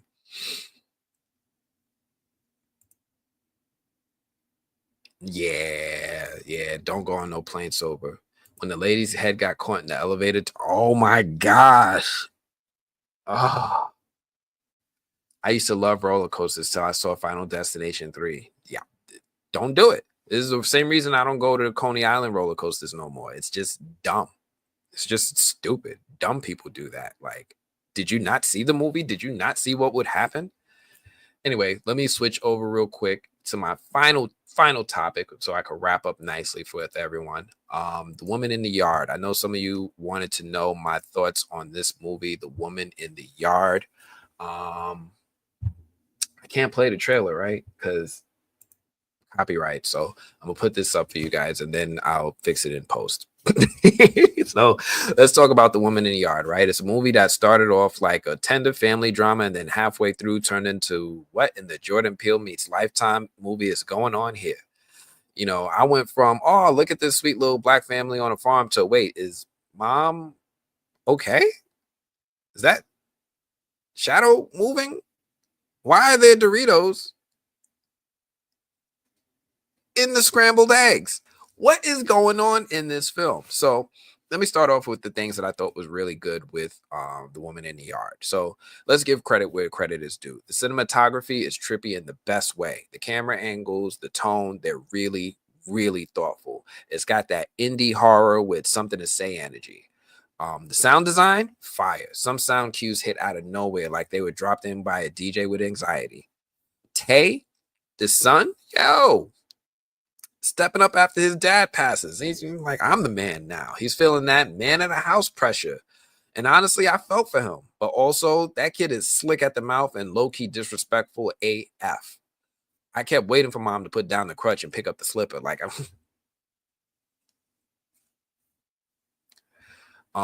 so that was how the movie started. But then there's clues and some confusion. Like, who killed the chickens? it's just still not clear who killed the chickens, right? There's a scene where the daughter is like, Mom, there's a woman in the yard. And from there, it spirals into jump scares, weird timelines, and mom hiding more secrets than a reality show confessional. We got painted predictions, unexplained shadows, and some subtle psychoses wrapped in a Southern farm aesthetic. And shout out to Tay Spider Sense. He's the only one clocking that something's off. Everybody else is trying to act normal while mom's one leg away from a full mental breakdown. And then there's the turn, right? We have this woman in the yard. She's terrorizing. There's spooky stuff going on with the shadows. The chicken's dead. The dog is missing. All this wild stuff. And then the third act hits. And I'm sorry, but the movie goes, huh? It goes full what? Like real quick. Suddenly, the horror metaphor is so thick, it's smothering the plot. The supernatural stuff starts leaning into vibes more than answers, and you're left wondering, is mom haunted? Hallucinating? Possessed? Post-traumatic shadow grief? What is going on? And, you know, I don't mind a slow burn or an artsy metaphor, but don't bury the lead and then whisper the genre in the credits. It's not a bait and switch per se, but let's just say I wish I had a label on the jar before I took a sip. Now, here's where I got to get real. This is a story that I didn't think needed to be told with this particular group. You know what I mean? Like, there's something that don't sit right about us facing a psychological breakdown wrapped in ambiguity, especially when the ending leaves you with more questions than closure. My wife and I had to have a chat about the movie afterwards, and she had to break it down for me afterwards, like it was post-film therapy. I appreciated the layered storytelling, but this one might not hit for everybody, especially if you're coming in expecting something clean cut or traditional horror. This is one of those movies that will require you to think, maybe watch it twice, and then the second time you watch it, you're going to look at it with a new lens based off of the information you gain after your first viewing. Kind of like Shutter Island. But it's definitely a well put together movie. I really enjoyed the acting. Again, I really enjoyed the moving camera angles, the pacing. Everything was going right up until we hit that third act. I'm curious if any of you have seen The Woman in the Yard, and if you have, whether you're watching this live or in a replay, do me a favor and let me know in the comments. Am I tripping, or did the movie take a left turn into WTFville? Like, let me know what you think. Overall, I gave this movie a 6.8 out of 10. I didn't want to take anything away from all the good things that they did in the film, even though I wasn't a huge fan of the writing and the third act. Those first two acts, it's kind of those things where I enjoyed the journey more than I enjoyed the destination.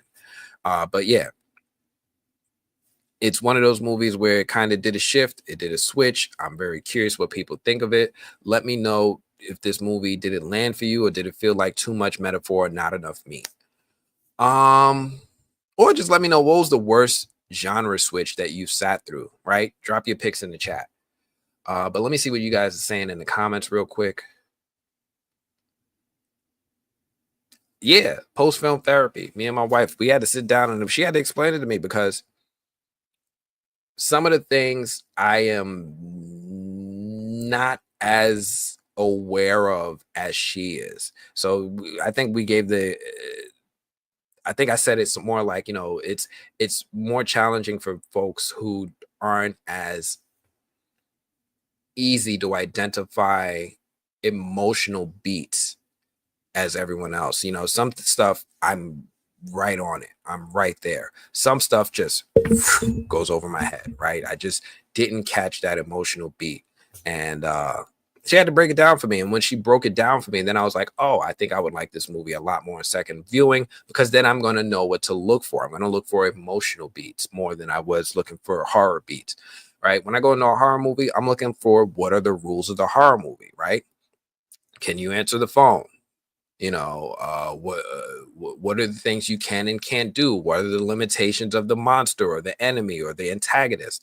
You know, I'm trying to define horror movie rules, but this is one of those where in second viewing, I would probably step away for that and instead look at more the emotional beats of what's happening with the characters. So yeah, she had to break it down for me. I'm waiting until it comes out on streaming services, the reviews. Yeah. Listen, if you get like a T-Mobile Tuesday, or if you have one of those offers where you could go see it for $5, check it out. Check it out. It's still a good time for a while. Just understand that there's a reason why the reviews are the way they are.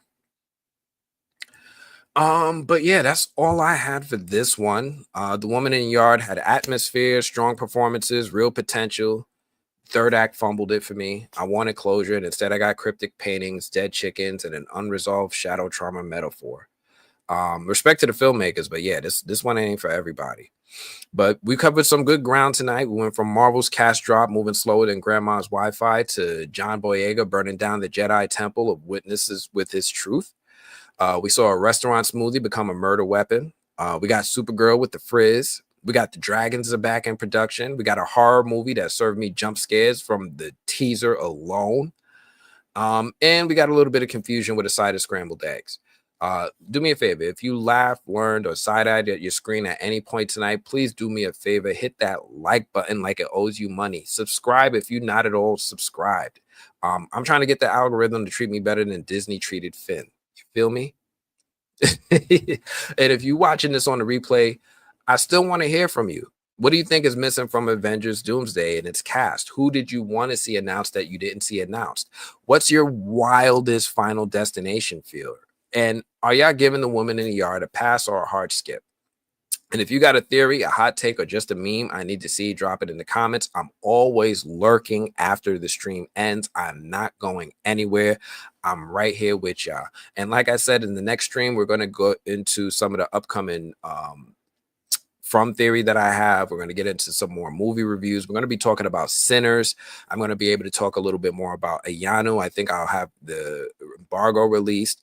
And yeah, I'm probably do some more deep dives into underrated Black horror movies that aren't just trauma porn.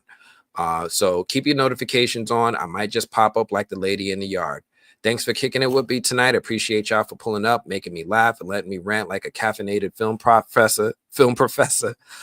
Same time next week. Until then, keep your ice trays clean, your lightsabers lit, and your Targaryens unbothered. Peace, love, and no shadow people in the yard. I'm out.